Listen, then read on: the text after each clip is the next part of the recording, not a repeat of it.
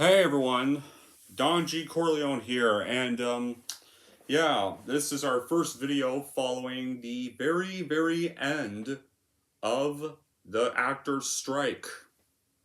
Now that they have finally reached their deal, y'all probably saw that I was originally going to be planning on going on hiatus if they had refused this final deal. But then, the studios finally decided to get their heads out of their asses and reword what they meant with AI and reword it better with the whole AI problem. Then, after a long chat and discussion about it, the actors just actually finally agreed to this one after rewarding, and it showed the studios finally got the CEOs finally got their heads out of their asses and came up with an actually good deal this time. And now, I get this news last night. I was watching Home Alone, and I got distracted from even watching Home Alone. I was more excited about hearing the news. But the point is, we are not going on hiatus at all. So there's that. So no hiatus next year. No temporary shutdown. Now that the strike is over. And I expected this to go on until 2024. I did not expect this to actually end beginning November. Hello, Joshua. Well, didn't need to retract our message, but hello, Joshua Daniels.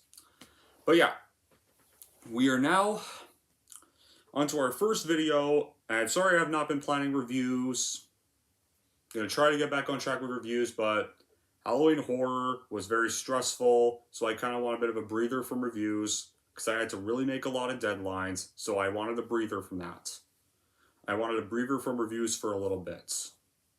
Because of how really tough and because of how really tight and tough like getting Halloween Horror reviews done on time is. And getting all the rewatches done on time. So we're trying to get back on track now with reviews. We've got the Eli Roth series coming out because we got Thanksgiving coming out next week. I wanted unfortunately have to watch some Eli Roth films I'm not excited to watch at all for this review series. And this December, there may be some less Christmas reviews, but because this holiday season, I want to focus more on doing the Middle-earth series because we are approaching the 20th anniversary of Return of the King, which is easily the best third installment of all time. And I haven't reviewed that series yet. That's a series I've been long wanting to review. But now, enough about that. Let's get on with what this video is about. This video is about what we got on Blu-ray and DVD. No, I have not heard of that cult. What I got on Blu-ray, DVD for the month of whole October, but there's a new inclusion to this. Because I didn't get much DVDs this month, I had recently got myself a CD player that's apparently also a radio, but it was on clearance for like 29 bucks at London Drugs, so I got it. Because I wanted a bit of a music player in my basement for when I'm cooking dinner. So, this month was more about a new inclusion to this item, CDs. And so far, most of the CDs I got, spoiler, have been Christmas CDs because I need some Christmas music for when I decorate the place for the holiday season. With that being said, though, let's get on with what we got around the beginning of October. The only Blu-ray we got this month, for the month of October anyways, Spider-Man Across the Spider-Verse. Easily probably one of the only few good movies we had this summer. Definitely probably one of the only sequels this summer to actually live up to its hype. And the only one that was this summer that was actually good. Like, this summer was bad for films. We had shitty films like The Flash, Indiana Jones and the Dial of No Destiny, or The Diarrhea of Disney. Oh boy, what else do we have? Oh boy, man. The Disney's Haunted Mansion thing. I mean, we did have Oppenheimer. At least we also had this. We had Nimona. which were good films. And oh yeah, but we also had like that weird, the overhyped to death Barbie movie, which I didn't think was terrible, but it's really not that great. The only thing I really liked about Barbie was Ryan Gosling's performance as Ken. Ryan Gosling made that. Ryan Gosling was the saving grace of that film. I don't know why we could have just had a movie about his Ken. Like I would have preferred a Ken movie over a Barbie movie. Like it was nice to see Ryan Gosling do a comedic role, and that's very rare for him to do. The only other examples I can think of are Crazy Stupid Love and The Nice Guys. But now on to this movie. I think I like this movie even better than the first one. Yeah, like I was hyped for this. This as soon as the Thursday previews showed up, I immediately after work went to my nearby IMAX and went to go watch this very first Thursday night because I didn't want to be spoiled the movie. I didn't want to be spoiled what happens, so I wanted to be one of the first people to see it before the spoilers would get leaked. And this movie did not disappoint. It's literally one of the best Marvel movie I've seen since Endgame. And it's just a blast. And it's probably one of the best Spider-Man movies yet. I just love everything about this sequel. And some people were really mad it ended on a cliffhanger and were hoping it wouldn't. But guys, I knew this was not going to end on a happy note. I knew this was going to end on a downer note because it's a part one movie. And I already knew it was going to be a two-part film. So I was not surprised that it ended on a downer note. I was already expecting that to happen. But the way they did it was very unexpected. Like, the downer ending in this one, believe it or not, guys, literally reminded me of. Some people say it reminded them of Empire Strikes Back, but personally, I view it as kind of both, as two sequels. It kind of ends like Empire Strikes Back, but it also has kind of a downer ending like John Wick Chapter 2, where he's now a wanted target among the Spider Society for trying to break the lore, kind of like how John Wick was wanted at the end of John Wick 2 for killing on the High Continental property. So yeah, but yeah, like I think the only bad qualities I had with this one were this asshole right here, Miguel, is an absolute piece of shit in this movie, and he just really got on my nerves. This guy gets a little screen time most of the time. He like doesn't appear till like near the end of the movie, and that's like which just really sucks because I actually really loved him in the first one, and he doesn't even appear till like near the end of the film, and I don't think they really, and I think they kind of flanderized Miles' parents in this one. And I really hope Beyond the Spider-Verse can hopefully improve and redeem their characters because they seem kind of a little bit rough in this sequel. To be fair, Bell. So Beyond, I hopefully Beyond can maybe improve this guy. That's what I hope Beyond does do. Like maybe improve some of the characters, but I'm tied if I either like this or Into the Spider-Verse better, but this is easily one of the best films this year. And I cannot wait for Beyond. Beyond the Spider-Verse is probably the only Marvel film I'm excited. And especially because, and surprisingly, as soon as the strike ended, they announced that they're going to finally do the voice recording now. And literally, Mayday Parker's voice actress was literally confirmed. Literally just the day the strike ends. So now we're getting some new updates. Still no release date update yet, but hopefully soon we'll finally get to know a new release date. And hopefully not a rushed release date either. Alright, our next three are ones I bought from Walmart in the bargain bin. Our first one, Outbreak. I never saw this one, but I've never seen Outbreak, but I've heard some good things about it. I have seen that film 2011 Contagion that gets compared to this, and I honestly thought Contagion was boring as fuck, and I think it's really overrated. And the only reason Contagion even got any attention was because of 2020. That's the only reason it got praise. Now, like when Contagion first came out, like nobody gave a shit about its existence. It just was a movie that came to theaters and disappeared as soon as it left theaters. But Outbreak, I'm interested in watching. I've heard good things about it. That's all I can say. Alright, this one I definitely did watch the first one of October, Teen Wolf. Iconic classic. Easily one of Michael J. Fox's best films.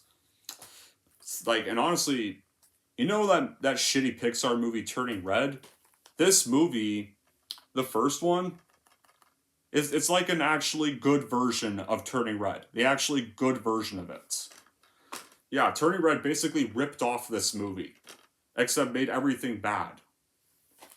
This one, the leads act, Michael J. Fox's character is actually likable in here, and he's actually using his wolf stats to play basketball, and he's actually not, he's like not using the wolf for selfish reasons. He actually can see why he's using the wolf because it makes him more popular and stuff, but yeah.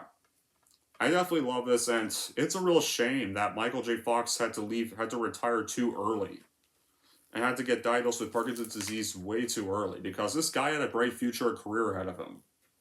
It's really sad what happened to him. Shame he didn't have to retire. We really wish he didn't have to get diagnosed so early or retire early.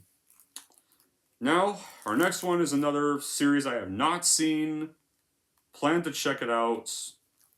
Rush Hour. Okay, I definitely haven't seen either of these films, so I know nothing about them. I just randomly bought them because I want to check them out next year. I do know that it stars Chris Tucker and Jackie Chan, but we'll check this out next year. That's all I can say about this one.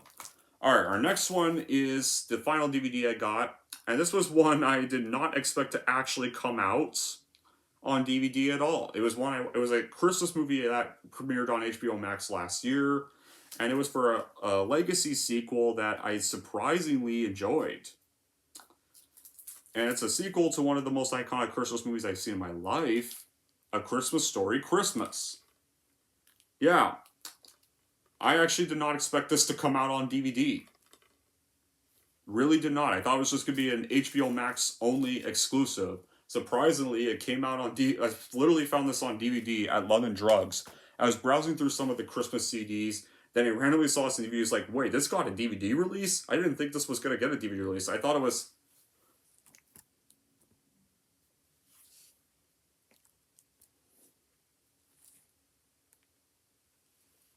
Hold on.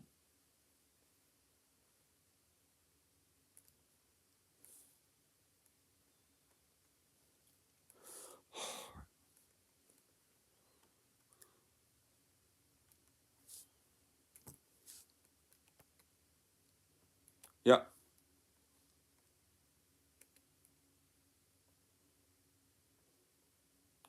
Ugh. Never mind. Stupid spammer content trying to say he's gonna hack me. And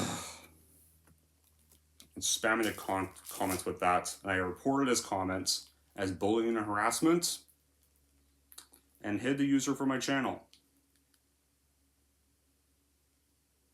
Anyway, this one, yeah. So, I actually really like this sequel. And, yeah, I really like the respect. It's like, this is the movie Home Sweet Home Alone should have been. How they should have did Home Sweet Home Alone. Yeah, consider that Home Sweet Home Alone done right. Like, it respects the original lead characters. There's no woke propaganda bullshit in here. Like, it really does the characters well. Like, you have grown-up Ralphie coming home, returning to his childhood home after his father has died, revisiting all some great moments in the first home, and the nostalgia here actually does work. This one, like, yeah, Flick actually getting his revenge on Schwartz in the sledding contest by making him triple dog dare the most dangerous slope to able to recover.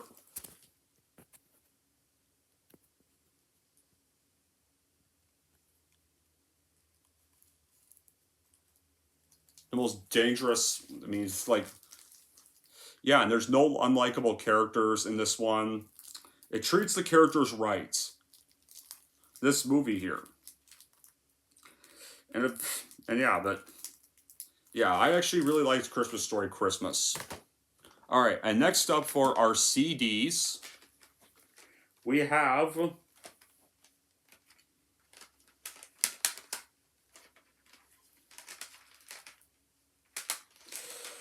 our first 4 CDs we got.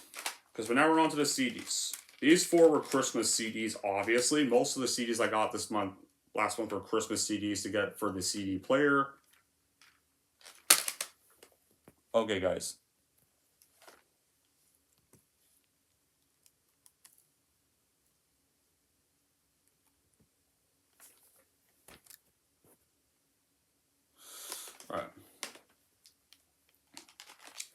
our first CDs were Kelly Clarkson one, an Elvis one,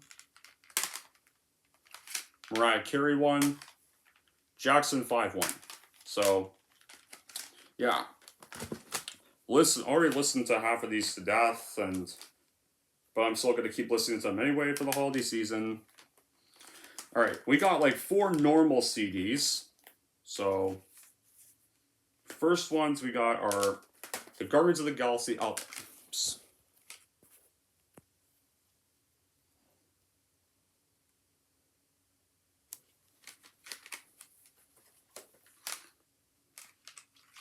Guardians of the Galaxy albums. Guardians of the Galaxy 2, Guardians of the Galaxy 3. Couldn't find the first one anywhere, but also listen to these. I think the Guardians movies have great music. I can definitely tell you that much. Alright, our next of their normal albums, Pink. Gotta love Pink. Great singer, great artist. The Curious George soundtrack. Absolutely love those songs, and Curious George is actually one of my favorite family films of the 2000s. So I definitely have to get that. And our final 2 Christmas albums, Boney M, and of course, definitely one of those classic singers, Andy Williams. You know, it's the most wonderful time of the year. Yeah, the guy who sings that, but yeah, those are the albums I got. So, because there's a stupid guy who keeps spamming this live stream, I gotta end this now. Like literally, yeah, because some guy keeps taking on different names and saying, I'm gonna hack you, I'm gonna hack you, I'm gonna hack you. And I keep hiding this guy on my channel. I don't know if this guy keeps making... Okay, I need to end this now, guys. Okay? And I gotta report this and...